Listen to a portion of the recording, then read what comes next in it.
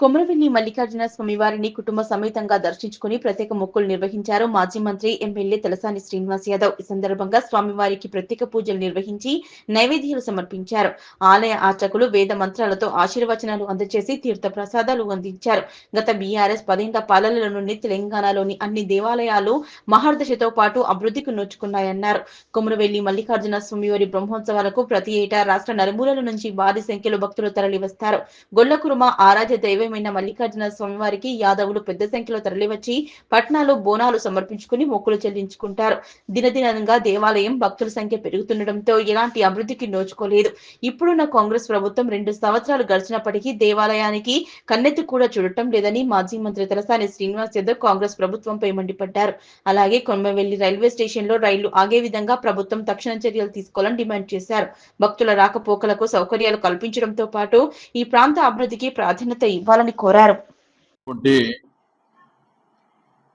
కొమరవెల్లి మల్లన్న స్వామిని దర్శించుకోవడం ఇది మాకు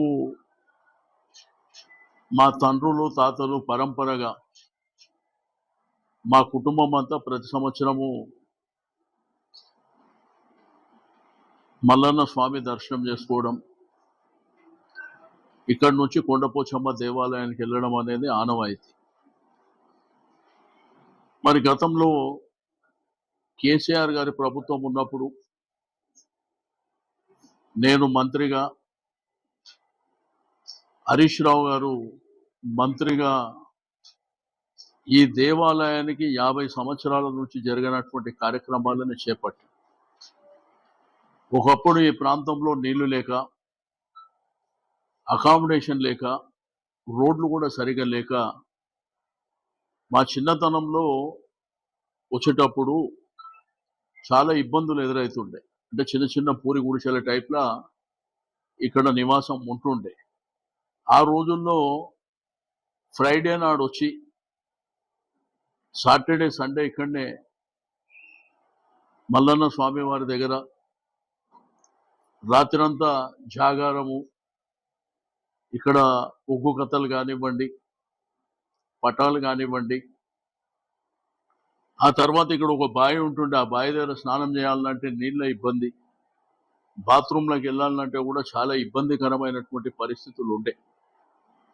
తెలంగాణ రాష్ట్రం సిద్ధించడం, కేసీఆర్ గారు ముఖ్యమంత్రి కావడం, హరీష్ రావు గారు ఈ జిల్లాకు సంబంధించినటువంటి వ్యక్తి కావడం, ఆయన కూడా ఒక ఉన్నతమైనటువంటి పొజిషన్లో ఉండి మంత్రిగా ఎనలేని సేవ చేశాం. ఆ రోజుల్లో నేను చాలా ప్రపోజల్స్ పెట్టిన, మా కులదైవం కాబట్టి, భక్తి కాబట్టి మీకు హైదరాబాద్ నుంచే పెద్ద ఎత్తున యాదవులు వస్తారు ఈ దేవాలయానికి. అది ఇప్పుడు కాదు, పరంపరగా వస్తుంది. సరే, ఇప్పుడు అన్ని వర్గాల వాళ్ళు కూడా వస్తున్నారు. ఆ రోజుల్లో ఇక్కడ రైల్వే స్టేషన్ ఉండాలని, మిషన్ భగీరథ నీళ్లు ఇక్కడ మొత్తం ఈ జాతర అంతా ఉగాది వరకు ఇవ్వాలనేటువంటిది,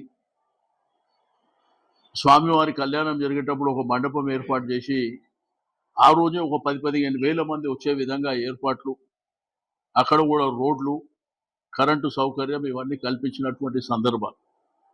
ఆ రోజుల్లో ఒక 50 రూముల కాటేజు శంకుస్థాపన చేయడమే కాకుండా ఆల్మోస్ట్ 60%, 70% పనులు చేపట్టినాం. బట్ ఈ ప్రభుత్వం వచ్చి 2 సంవత్సరాలు అవుతుంది. నేను ప్రభుత్వానికి రిక్వెస్ట్ చేస్తున్నా, వెంటనే ఆ కాటేజీలు కంప్లీట్ చేయండి. ఇంకా మీరు 100 కాటేజీలు కడతామని కూడా మీరు మాట ఇచ్చారు. అది కూడా ఎందుకంటే పేద మధ్యతరగతి కుటుంబాల వాళ్ళు చాలామంది వస్తారు. ఇక్కడ ప్రైవేట్ వాళ్ళ దగ్గర రూములు తీసుకోవాలంటే 1000 రూపాయల నుంచి 7-8 వేల రూపాయల వరకు వసూలు చేస్తారు. కాబట్టి వచ్చేటువంటి భక్తులు ఇబ్బంది పడుతున్నారు. ఆ ఇబ్బందిని దూరం చేయాలంటే మనమే ఎండోన్మెంట్ ద్వారా కాటేజీలు కట్టేయవలసినటువంటి అవసరం ఉన్నది. దయచేసి నేను ప్రభుత్వానికి వెంటనే ఆ కార్యక్రమం ఏదైతే 50 కాటేజీలు ఉన్నటువంటిది అది వెంటనే కంప్లీట్ చేయండి. ఇంకా 100 కాటేజీలు కడతామని చెప్పింది, అది కూడా వెంటనే కార్యక్రమానికి శ్రీకారం చుట్టాలని చెప్పి నేను రిక్వెస్ట్ చేస్తున్నాను. ఇప్పుడు ఆషామాషి వ్యవహారం కాదు. ఒకప్పుడు ఈ దేవాలయానికి 40-50 లక్షల రూపాయల ఇన్కమ్ ఉంటుండే సంవత్సరానికి. ఈ రోజు 22 కోట్ల రూపాయల ఇన్కమ్ ఉంది. దేవాలయానికి చెందాలని ఆ రోజు హరీష్ రావు గారితో మాట్లాడి, ఎండోన్మెంట్ మినిస్టర్ గారితో మాట్లాడి స్వామివారి కిరీటం చేపించినాం ఆ రోజు.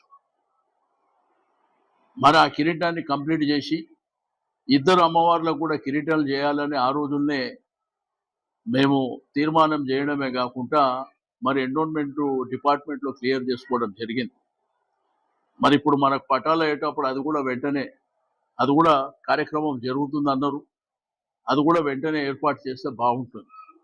ఆ రోజు భక్తులకు ఇబ్బంది ఉంటే, ఫిజికల్ హ్యాండిక్యాప్ పెద్ద మనుషులకు ఇబ్బంది ఉంటే లిఫ్టులు కూడా పెట్టించినాం ఆ రోజు. అట్లా చాలా పరంపరగా ఈ దేవాలయానికి ఉన్నటువంటి భక్తుల సంఖ్య ఒకప్పుడు వేల సంఖ్యలో ఉండే, కాలక్రమేణా లక్షల సంఖ్యలోకి వెళ్ళిపోయింది. మీకు మొదటి వారం మొదలుకొని ఇప్పుడు శివరాత్రి తర్వాత కూడా చూస్తే ఇంత జనసంద్రం ఉంది. ఇక్కడ పనిచేసేటువంటి సిబ్బంది కావచ్చు, పరంపరగా వాళ్ళ కుటుంబాలతో పాటు ఈ దేవాలయానికి సేవ చేస్తున్నటువంటి పురోహితులు, మా పంతులు ఎవరైతే ఉండ్రో వాళ్ళు పరంపరగా చేస్తారు. కాబట్టి నేను ఈ ప్రభుత్వానికి కోరేది ఒకటే, మన దేవాలయాలని మనము బ్రహ్మాండంగా అభివృద్ధి చేసుకొని ముందుకు వెళ్ళవలసినటువంటి అవసరం ఉంది. ఎందుకంటే ఇది సందర్భం కాదు విమర్శలు చేయడానికి. ఒక దేవాలయానికి పవిత్రమైనటువంటి దేవుడి దగ్గరకు వచ్చినప్పుడు విజ్ఞప్తి పూర్వకంగానే మాట్లాడదాం అనేటువంటి ఉద్దేశంతో నేను రిక్వెస్ట్ చేసేది ఒకటే, మా భక్తులు ఈ దేవాలయానికి మల్లన్న స్వామి వారికి ఉన్నటువంటి భక్తుల సంఖ్య కోట్లల్లో చేరుతుంది. కానీ వచ్చే వాళ్లకు సౌకర్యాల విషయంలో ఇబ్బందులు ఎదురవుతున్నాయి.